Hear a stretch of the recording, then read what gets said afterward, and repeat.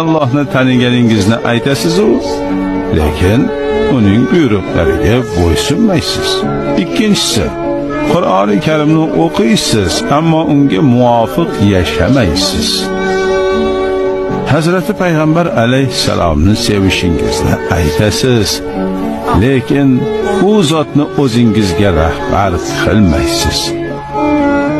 To'rtinchisi, shaytonning dushmaningiz ekanini aytasiz, ammo uni o'zingizga do'st tutasiz. Jannatni yaxshi ko'rishingizni iddao qilasiz-u, biroq unga loyiq bo'lishga harakat qilmaysiz. Do'zaxdan qo'rqishingizni aytasiz-da, lekin unga kirish uchun qattiq g'ayrat qilasiz. O'lim haq deysiz, ammo haq bo'lgan o'limga o'zingizni tayyorlamaysiz. Odamlarning ayblari bilan mashg'ulsiz, lekin o'z xatolaringizni ko'rmaysiz.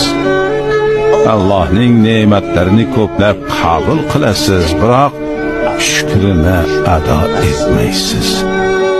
Nihoyat oxirgi 10-siga keldik. O'liklaringizni ko'masiz, ammo bir kun kelib o'zingizning ham ko'milishingizni aslo aqlingizga keltirmaysiz.